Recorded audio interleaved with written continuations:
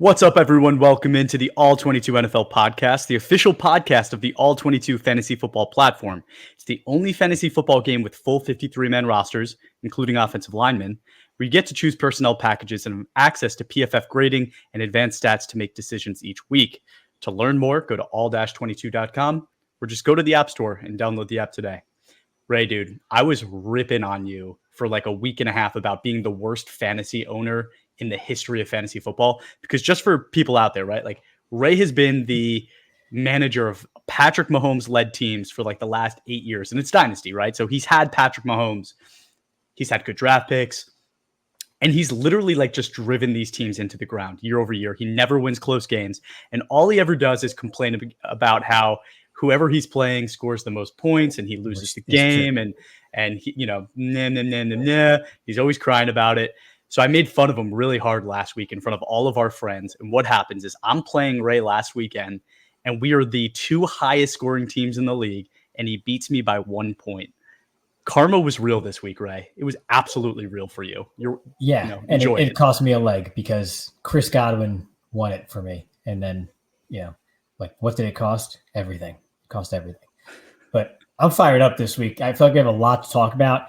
And when I get no sleep, pretty much, right? This is what happens. Like I get really fired up for something, and it goes great, and then I crash. So I know that like impending, it's like this anvil that's over your head. Like I know it's coming, but right now I'm still going strong. So this is great. We've had a week. That's not necessarily why I got no sleep last night. That's just toddler related, but all good anyway. So I'm excited. Let's get to it. We got a ton to talk about. It's been a week, dude. Yeah. Wednesday, I was in the city for work. I had to be in the city till about 11 p.m. Train got home at 2 a.m. So I've been kind of riding that wave with the anvil hanging over my head too. But I slept for like 6 hours last night, so I feel a little bit better. But this weekend, I'm going to need a nice maybe 7.5 hours to like really feel myself. But there is a lot to talk about. And I stayed up last night too. And the reason I stayed up is because there was football on, right? We had Thursday night football. It was the Vikings and the Rams. Fantastic game. Thursday night football has been great this year. And it was another great game. But it was the real conversation, just kind of like the hidden messages that were happening behind the scenes is, are the Vikings really looking to replace Sam Darnold with Matthew Stafford, right? And this was kind of like... I think you were the only one looking at behind whatever scenes those are. That's the rumors that were going down, buddy. I know you don't pay attention to the rumors, right? That's good for you. But, some of us need to make sure we're on top of our stuff. Sure. And that's what the rumors were flying. So it kind of was this battle of, is Sam Darnold still good enough, right? I think he is. But is Sam Darnold still good enough that he can get the job done for them, especially against the better teams in the league, the better coaches in the league, right? Ray and I kind of talk about that all the time. It's like, the bad teams beat up on bad teams. The good teams beat up on bad teams. But the really good teams are the ones that could beat good coaches. And Sean McVay is one of the best coaches in the NFL. And this was a real test for the Vikings, even though the Rams have kind of struggled this year, right? They got Cooper Kupp back. They had Puka Nacua back.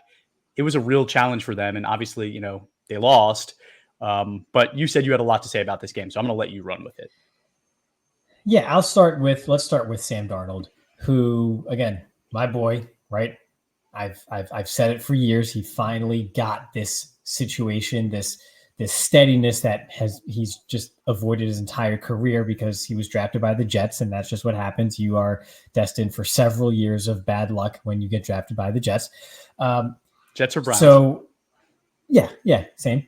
And there is still, while yes, all the talent that was always there and he consistently flashes that or has flashed that throughout the first nearly 2 months now of the NFL season are there.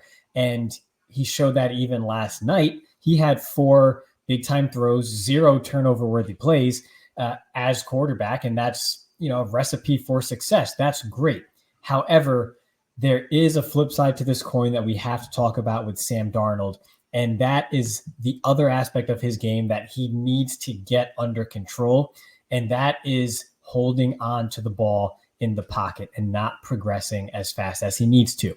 So last night's game, he had an average time to throw of 3.1 seconds. And for the season, his average time to throw is 3.12. So essentially, as he's been doing all season.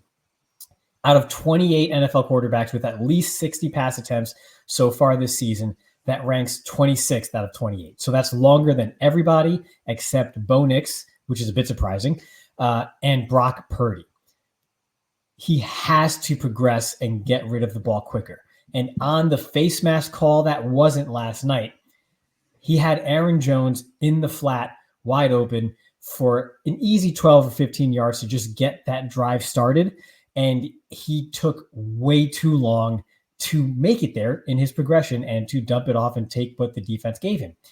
There are times when Sam Darnold just does not take what the defense gives him because he does have a lot of talent. He can make big time throws. He does make big time throws, but sometimes it's the little time throws that get you where you need to go. And that's something in his game that needs to evolve. While we're all excited about the flash that he's shown with the Vikings and their hot start to start this season, that's all great and exciting for him, revitalizing his career. In order to become a complete quarterback that he's capable of being, he has to be a bit more, not even conservative, it's just decisive and not always looking for the home run and, waiting and staying in the pocket until the very last second because he is leaving plays out on the field. And last night in a game where the Rams, were able to score on that very, solid Vikings defense, and they did have to keep up, you can't leave plays out on the field because that's the end result. You leave it in the hands of one missed call to end your comeback bid. And that's exactly what happened. So yes, there's a lot of positives to take away from Sam Darnold. No one's more excited about the start than I am. However, this aspect of his game needs to evolve if for this season, the Vikings want to get to where they want to go and then beyond, wherever that leads Sam Darnold as a starting quarterback in this league. If he wants to improve and be where he needs to be, he has to evolve this aspect of his game. Sure. Anything about the other side? Matthew Stafford did look great, right? Shows the special arm talent. I think Puka Nacua looked incredible considering he was just coming back from injury. They tried to get him the ball a lot. There was multiple screenplays to him to show that he is a really above level athlete for the big body that he is. He does a lot with the ball in his hands. So love to see that. Cooper Kupp, I thought looked a little bit slow. His body didn't look fully back, but he did make a big touchdown catch and a couple other nice catches. But I was really impressed with how quickly the Rams offense clicked when they got their guys back. It happened almost immediately. Yeah, and I think the battle of Sean McVay versus Brian Flores, I think, was a clear win for Sean McVay. So that was an exciting coaching matchup. Flores has brought it all year, and last night McVay kind of took it to him. He got his weapons back, and he just let it fly. That was good to see. And when you have those weapons back, and you have a capable quarterback that you trust in Matt Stafford, that can happen. So that was some exciting football. Good to see on both sides. The NFL, of course, loves its controversy. They love, everybody talking about how their refs have, screwed it up and missed just completely botched a call that decided the game, regardless of whether you think the odds were in the favor of the Vikings to go down the field, score a touchdown, and get a 2-point conversion. Can't end the game on a call like that, but I think the NFL loves them some publicity and discussion around stuff like that, maybe more so than they love actually getting it right. So let's just, which is sad because it'd be so easy just to have a little earpiece in one of the ref's ears and the guy goes, "You missed one, call it," pull the flag, right? It'd be so easy for them to do that, and they don't. Quickly, did they ever switch it with baseball? I don't think so, right? The strike zone in baseball is still just a dude's eyes, right? There's no machine in there either, right? And it's we're in the World Series this week for those of you watching, and it's there's going to be some big calls made on strikes and balls that, it's a computer would make this in a second, but that is kind of the fun of sports still, right? And that's part of the reason why gambling sometimes muffs things up, right? It's fun when people get things wrong sometimes, but when you have $1,000 on the line, it's not fun. It's absolutely never fun when they get things wrong, unless you're profiting off of it. And I don't mean in the gambling sense. I mean in the NFL is just a giant conglomerate that is just overtaking, our society type of perspective. But yes. Right, right, exactly. All right, well, let's jump into some of the performances from last week projecting forward, right? Quarterback, I wanted to talk a little bit about two performances. One, I watched a lot of Patrick Mahomes this weekend, and while he is definitely struggling this year with certain things, I think his weapons have been different. They obviously just went and traded for DeAndre Hopkins, which should help him, although I think Hopkins is really on his last leg. But Mahomes is so unbelievably talented that even when he's struggling, he puts some really special plays on tape that just remind you that this is still the best quarterback in the NFL. For people that didn't see it, there was a run that Patrick Mahomes had where he made a bunch of people miss. But when you actually look at who those people are, like one of them was Fred Warner. One of them was the best linebacker in football this year. He made him look terrible, in all honesty. And then a couple plays later, he runs over the safety, but people forget it was Malik Mustafa, I think.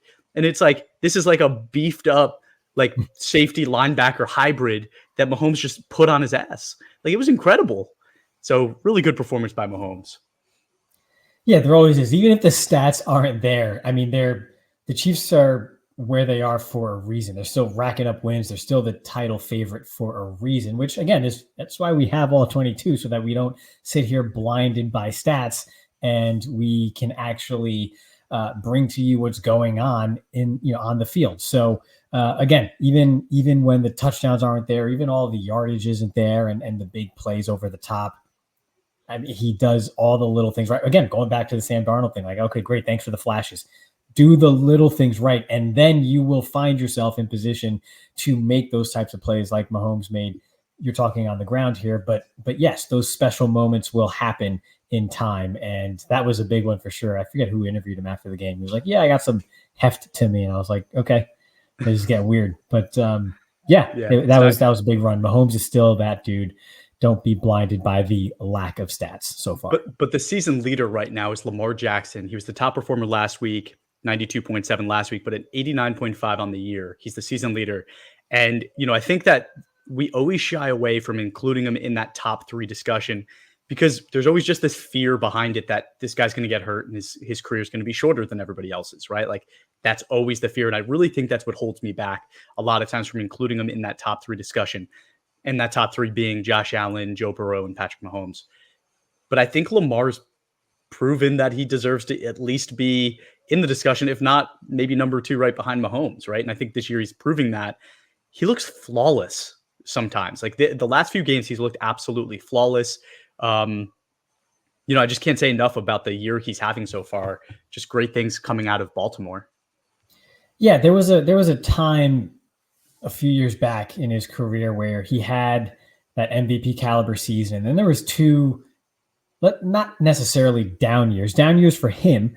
But yeah, it was a bit up and down for a period of 2 years there. And people said, okay, Lamar, that 1 year was fantastic. You're still great. You still have a lot of moments, but you're not in that top tier of quarterbacks. And over the last 2 years now, given his MVP campaign last year, and now what we see from him so far, I think he's leaving no doubt. He's continued to evolve as a quarterback, as a downfield passer, to where, yes, his legs obviously open things up for him and they will continue to do so, but he's evolved as a pure passer to the point where a lot of that inconsistency year over year has essentially been taken care of and erased. So while I do think he's the clear number two after Mahomes, I still think there's been some turnover inconsistencies with Josh Allen, although he has always continued to flash elite type of play in the midst of that. And then with Joe Burrow, just some of the injuries, and while the slow start isn't necessarily on him when you watch Cincinnati play, it's just enough there where I am comfortable putting Lamar Jackson as the current QB2 in the NFL after Mahomes. Yeah, I think I'm there too, man. And one of the things I wanted to call out, the last quarterback I'll talk about, most concerning, Anthony Richardson last week with a 45.5. And I understand he's coming back from injury, and a lot of people are going to use that as like almost an excuse. But I think there's a different way to look at it. And it's almost like this is a result of the inconsistency in just getting field time for Anthony Richardson, right? Like, how do you build on your last performance when you have 2 weeks off between performances, right? Or 3 weeks off between performances? These injuries are really just hurting his ability to get any consistency on the football field. And it really worries me just because he has been injured so much already in such a short time. What are you thinking about Anthony Richardson? I think, like a few quarterbacks, the idea of Anthony Richardson is better than actual Anthony Richardson. And I think the same applies for big bodied, mobile, athletic, big armed quarterbacks like that, whether you're talking about Will Levis, Justin Fields, now Richardson. I think people get enamored by that and say, yes, they're raw. Yes, they're missing some things, but over time, we can build that up. And while it worked for Josh Allen, there is a whole graveyard of others that it did not work for. And I think Richardson, to me, he's already there. I just don't see it working out long term with his style of play and just the lack of consistency as a passer. I don't see it ever getting to that point to where he is a success story, as unfortunate as it is. I think it's just another notch in the belt of the cautionary tale of big armed, big bodied, mobile quarterbacks that aren't natural passers. They're more throwers than passers. And I think that's Richardson. He's a thrower, not a passer. So you'll see a big time throw, like we saw him scrambling across his body and throwing 60 yards downfield a few weeks ago, and everybody, Twitter broke. That's great. But all in all, down to down, it's just not there. And that's just separate from his style of play as far as putting his body in danger, which he does way too often, given his style of play. So I think we know this, right? I've never been in on Richardson per se. And to this point, there has been nothing that's changed my mind. And while he hasn't had a lot of game reps to develop, again, to me, it's innate for the most part, and I don't see it happening. And he also hasn't allowed it to happen because, again, he's put his body in harm's way and has dealt with injury. So I unfortunately just don't see it working out long term. They're going to keep trying. There's going to be a flash here there. Everyone's going to get excited again. I don't see it working out. I hope it does for him, but yeah, I'm definitely worried. The lack of consistency in his playing time and performance is just pretty rough. Let's move to running back. Derrick Henry, 91.4 is the season leader. Kenneth Walker with a big game, 89.1. The promising performance is Jahmyr Gibbs, 85.4. But the most concerning to me, Trey Benson had 4 snaps this week. And when I looked, it kind of threw me for a loop. That's kind of like been what's happening is he gets like 5 to 12 snaps a game, 62.5 grade, but it's 4 snaps, doesn't really matter. I think he was thought of in a lot of people's minds as potentially the best running back in the draft. I think everybody had a different flavor in this draft, but he was definitely in the conversation for it. He's not even seeing the field, right? So that's definitely concerning to me. I'm sure there's a lot of people out there that in rookie drafts took him, even if it was in the 6th or 7th round, you still took him and have a roster spot committed to him. Is there a chance that if he's not beating out James Conner, is there a chance that maybe he's a bust at this point? Which again, I don't want that to be the case, but might be reality. Didn't know Trey Benson was going to be the Arizona Cardinals rookie that dominated some conversation this episode. That might be that other one. But no, because I think, if I'm not mistaken, Connor's contract is up after this season. He is kind of the mold of that bell cow guy. So I think for the most part, the plan was ride Connor. And then when Benson's ready, next year for the most part, then then it's his time to shine. I think it's interesting. A lot of the momentum for Benson in the pre-draft process was because there was hesitancy around Jonathan Brooks coming back from his ACL injury. But it's like, okay, well, Trey Benson also has a history of a blown knee earlier on in his college career too. So it's like the running back class last year was just not it. But I think overall, I'm not concerned yet. I do think he's coming along slower than people would have hoped. I think we would have anticipated a bigger snap share for Benson right now, but at least my expectation going in wasn't necessarily that he would overtake Connor. So yeah, he's a little bit behind from where we want him to be, but not enough to the point where I'm completely out on him. Given that the investment probably wasn't so large in Trey Benson anyway, if you're a manager on the platform and you have him. So I think he's just still a hold, but not someone you can put in as a starter during a bye week because he hasn't earned the snap share yet. You mentioned Marvin Harrison Jr., receivers, the next position. Do you want to talk about his performance? Just, throwing some stats out there, right? 3 receptions, 21 yards, 58.2 game grade. It's coming off the week before where he only had 2 targets and a 54.1 offensive grade. Is there some injury stuff going on, or like what is happening there with Marvin Harrison Jr. at this point? Because again, I still have full confidence that this is an elite level talent. Yeah, I think the take here is that there shouldn't be any takes yet. It's still very early, and we've seen the talent. He has shown the talent over and over again. Yes, he has to do it in the league, and he hasn't done it yet. But if before November of any given player's rookie season, you are out on someone like Marvin Harrison or Marvin Harrison Jr., then you really don't have the patience for any of this, because if someone like Marvin Harrison Jr.'s profile coming into the league hasn't earned a bit of runway, at least to Halloween, then we need to take a step back and see what we're really doing here. But yeah, it's a slow start. You would think that Kyler has been familiar with this archetype of receiver given DeAndre Hopkins' time out there, but maybe not. It's just one of those things that takes time, and it needs more time. And I think that's all it is. So I don't think we need to be too concerned with Marvin Harrison Jr. Cool. All right. Season leaders, Chris Godwin, RIP, 86.3. Brian Thomas Jr., top performer, 91.5. He's been incredible. Promising is Rashad Bateman with an 80.9. He's kind of stepped up this year and might be one of the reasons Lamar's looking so fantastic. Most concerning, Calvin Ridley, 48 grade, looking really bad there. And they just signed him, so that's definitely troubling. Tight end, season leader. I owe it to you, Ray. An apology to everybody out there. Brock Bowers, 88.3.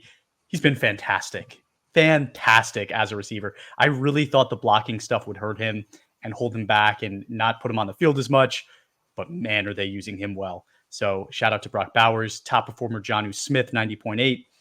Promising is Brock Bowers. Most concerning, Tyler Conklin, 58.8.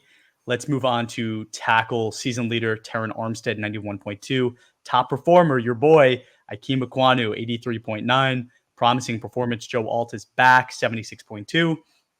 Most concerning guy I want to talk about, Tyron Smith, 46.8. I don't know if you watched any of that Jet game. He looked rough. And it's weird because Hall of Fame guy usually doesn't have these kind of issues where it's more like he just doesn't seem like he can put himself in the positions he needs to be put in, right? Like maybe he's really just slowing down enough where he's a turnstile and they could just run by him. But I don't think that's really it. I don't know what's going on there, but he doesn't look good right now. I wonder what the plan is in New York with Tyron Smith. And what I mean by that is the weekly schedule for Tyron Smith. So by the end of Smith's tenure in Dallas, he was basically not practicing and then just suiting up for the games. He would suit up for practice. He would go through warmups and, whatever, but he was not out there, like really out there every rep practicing. They scaled that back so that he would be available on game day and be able to perform on game day, because he's been in the league now for, is this his 13th season, 12th or 13th season? He's had a slew of injuries, but in his, his later stages of his Dallas career, when he was healthy, they kept him healthy and had that full season late because they really scaled everything back Monday through Saturday to have him ready to go on Sundays. And I wonder if the Jets aren't utilizing a specific plan for Tyron Smith, if he's being treated like every other lineman that they have or player in general, and that's just not necessarily working out given the wear and tear and age on his body at this point. And that could be what's coming through, because Father Time is undefeated. So it could be that they do need to look at what they're doing with him during the week, or it could be that they are scaling things back for him. And now it's just, at a certain point, time comes for everyone. And this is just the case with Smith. But I do think if they haven't already, they need to take a close look at that, because Dallas was able to make it work in the latter stages of his time there before his contract ran out, and it seemed to work well for everybody. I think New York needs to do the same. I agree with that. So the guard and center position, I want to talk about both promising performances here. At the guard position, it's Matthew Bergeron with the 73.7. He's been struggling. So to see him have this bounce back game, I think is fantastic for him. And then at center, Graham Barton, 75.2. I feel like both guys are starting to like hit their stride a little bit this year. So really excited for them.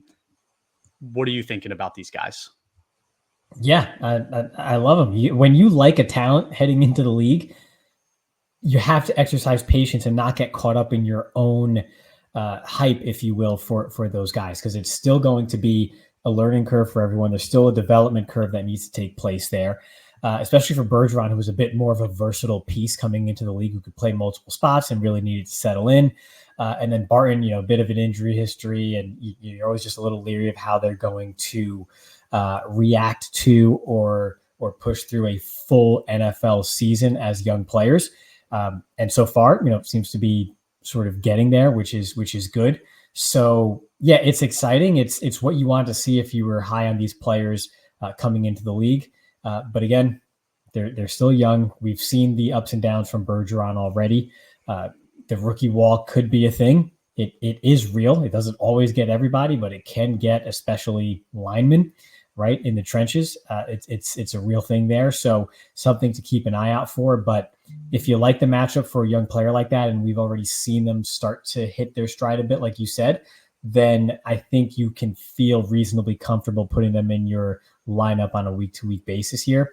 But maybe if they're going up against the Eagles or the Lions interior defensive line there, guys like Jalen Carter or Lee McNeil, those top of the line defensive interior guys, then maybe not so. But otherwise, I think they've established a decent baseline for them that you could feel comfortable with most weeks. But just keep an eye on it as the year progresses, especially for Graham Barton, just to see how he holds up as the days get short, but the season gets long.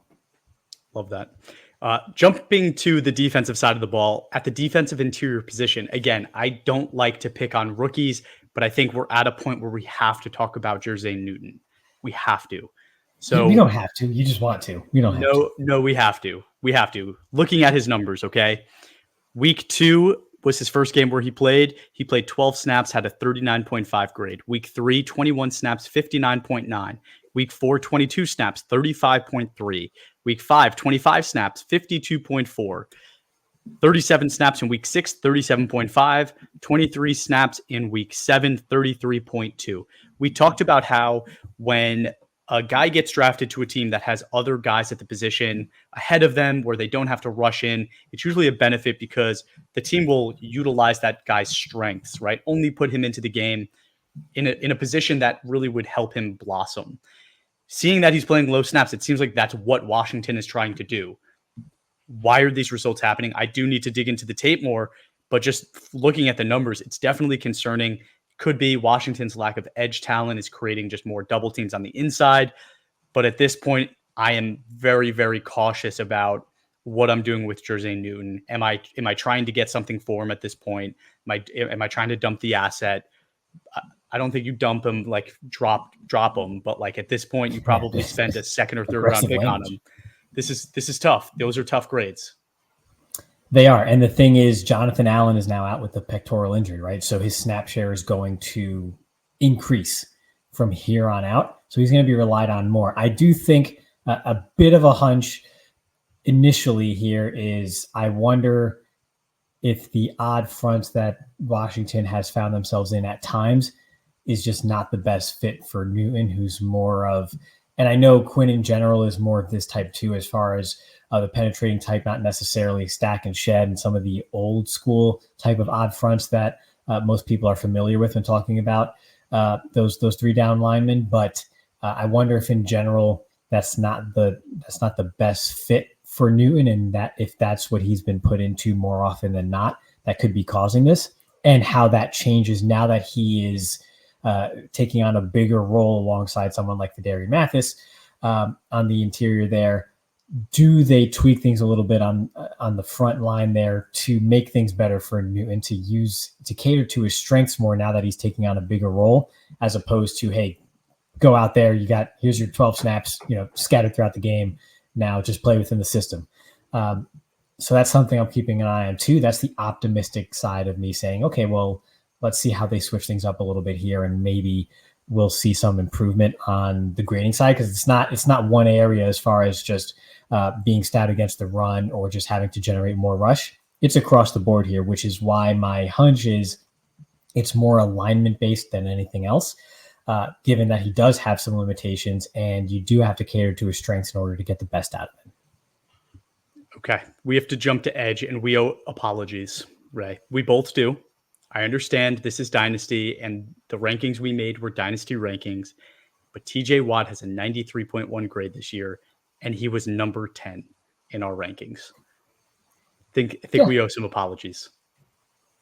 That was always factored into my stock price. I just, I still had him. Like, I would still keep him that low just because I'm the long-term guy. You know this. I'm like, why dangle a carrot in front of my face here when I can go get 2 carrots in 4 years from now? Like, that's just how I roll, which probably doesn't make much sense to most people, and I understand that.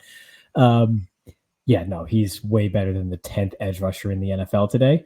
But age is still a thing. But yes, he's absolutely crushing it. There's a couple names that are concerning. I mean, Rashawn Gary's not having a great year. We had him at 8. Jalen Johnson, we had at 9 for the Jets. I think he's definitely above those guys. I think there's been an injury. Jermaine Johnson, yes. Excuse me.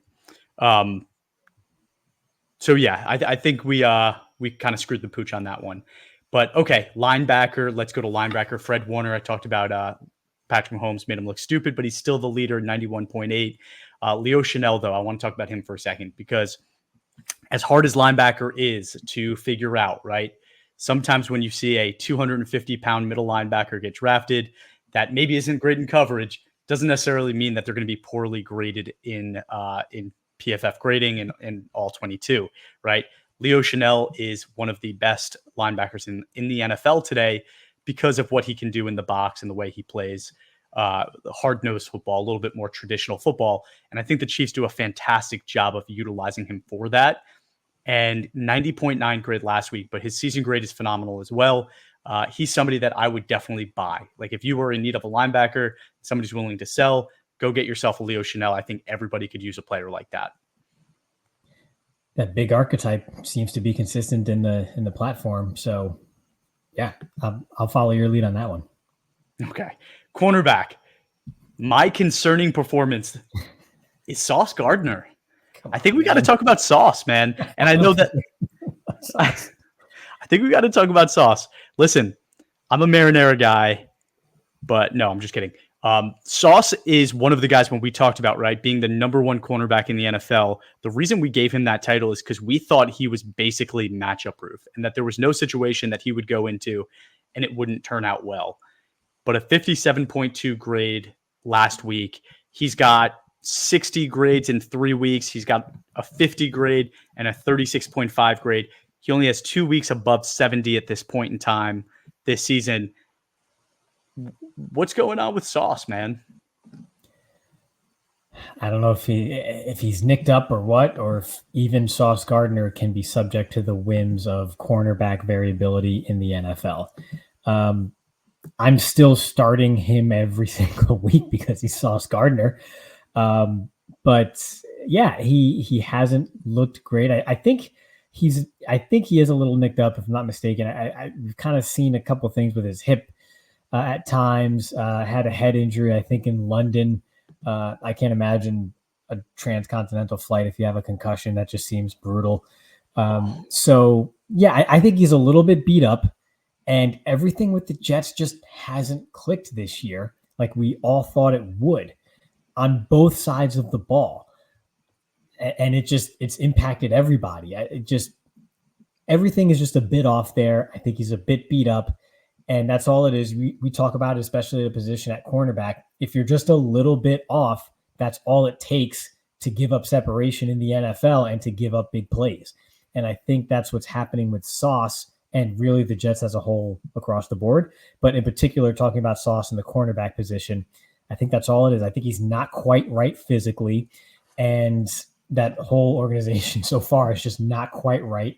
You add those two together, where's the positive? Where's what you get to lean on? You don't have anything to lean on, so you're going to see this negative outcome. And I think that's all it is. But it's Sauce Gardner. he's still very young. He's still Sauce Gardner. So I think you ride with him unless you have a very deep cornerback group. And maybe if you want to sit him for a bit and see if he can get right, then sure. But you better have some bona fide corners behind him because, again, most everyone at the position is susceptible to some ups and downs throughout the season. So you don't want to be the guy that benches Sauce Gardner and then, I don't know, Deron Bland goes out there and puts up a nice 54 for you in his first game back from a foot injury. So just be mindful to not overreact too much. Dude, give me 2 weeks with the Jets, bro. I have them fixed. Give me 2 weeks. I have them fixed.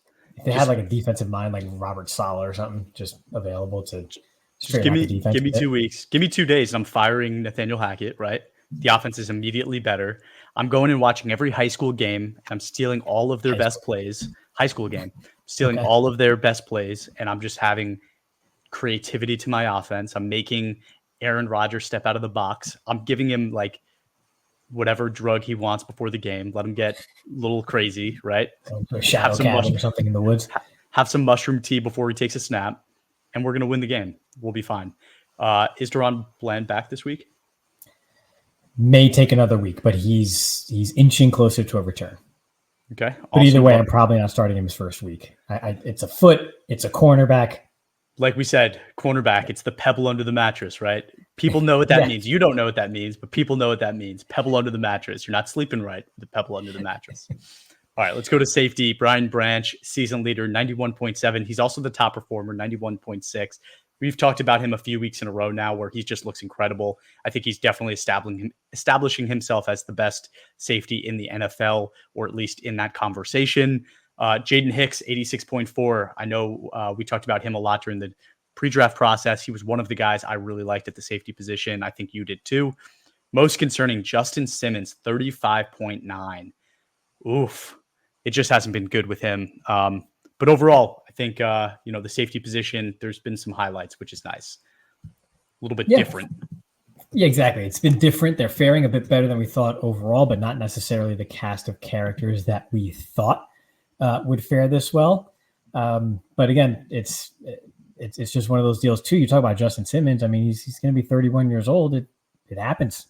It comes quick at times. So just something to keep an eye on with these skill positions on the back end. It's just that you lose that little bit, and that's the difference. So that could be what's happening overall with someone like Justin Simmons too. Could be. I did have one other player I wanted to highlight too that we haven't talked about yet, but that was the last position, right? That was it. Safety. Yeah. We don't talk kickers or punters, unfortunately. Maybe one day we will. No, we had enough kickers and punters this week. If you know, you know. So at the edge spot, one player caught my eye. It was mentioned, Derick Hall, the edge rusher for Seattle. Young player, I think second year in the league, grading very well. I was high on him coming into the league too. Had some power to his game, consistent motor, just kind of always pressuring the pocket, moving forward, just a nice forward moving player. And so people are pretty high on him right now, grading well as a pass rusher and a run defender. But there are a couple of things that concern me looking forward that I want to just take a closer look at as we move deeper into the season here. So first, the good, grading as a top 25 pass rusher and just outside the top 40 in run defense as an edge, but still not terrible in the upper 60s. He has 8 hits on the quarterback, which is good for 8th best among edge rushers in the league so far, and 27th in hurries. So again, right around that top 25 mark overall. However, his true pass set, pass rush win rate, say that 5 times as fast as you can, is just 14.3, which is good for 59th in the league currently for edge rushers, I think, with at least 60 snaps of pass rush or more thus far this season.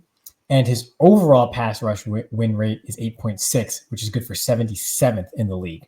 So what that tells me is that a lot of his wins are of the motor variety, not giving up on the play, playing with violence and eventually collapsing the pocket and getting pressure, which is great. That's a great way to make a living and to win in the NFL. However, all motors eventually die out. Is this something that's going to wear down as the season goes on? Are we still going to see those high motor performances week in and week out when there's 14 games under his belt. Now it's all 22 playoff time. And, the NFL teams, the Seahawks are in the playoff push. And, there's some wear and tear on that body. Is he still going to have that same high motor and that same type of just aggressive performance snap to snap? I think that's a true concern. We've talked about that with Osa Odigizua, I think even before the season, about how he graded very well overall. But when you take a deeper look at his performances to end the year after the snaps have piled up, you really see a stark decrease in his overall performance versus earlier on in the season. I'm just interested to see if that's going to be the case with someone like Derick Hall here, because this is not someone who's winning off the snap with just an elite burst and just bending around the corner. That's not his game. And you could still be highly effective when that's not your game. However, this is a concern. And last year as a rookie, there was no true data point to really point to for a decline, because he looked like a rookie from start to finish, basically, as far as someone who was just trying to learn the ropes of the NFL. So I think this is just something to keep an eye on. A lot of people are high on Derick Hall. They like what they've seen so far. He's a young player at a premium position. He's performing well with some good draft capital. So he's being scooped up in a lot of different leagues, and people are excited. And it's great to be excited, but just sprinkle some caution in that optimism too, because the manner in which he's winning currently can be sustained, but not always so. So I think it's something we really need to keep a close eye on here as we get to November and December in the season. I was surprised when they went defensive interior with Byron Murphy in the draft, because I did think that edge was a huge need for them and a bigger need for them, because I do see Derick Hall more as a complementary pass rusher as opposed to like the lead pass rusher on a football team. So I kind of agree with your take there. As well as he's been doing, I don't know if he's really that talented enough to be that number one guy consistently. And then especially for your all 22 team, like you're saying, right? When you need him in the playoffs, is he going to be the guy that you're going to rely on to perform like that? I don't know if that's going to be the case. So good call out there. I think that's all we got for today. But, again, I'm curious how we do competing with, the Joe Rogan podcast today. I think, we have a good shot at beating them out today. But if you haven't registered to vote, maybe go do that. And then also go download our app and then go give us a review wherever you watch or listen to your podcast. Thank you, everybody, for tuning in. Have a great day. Go.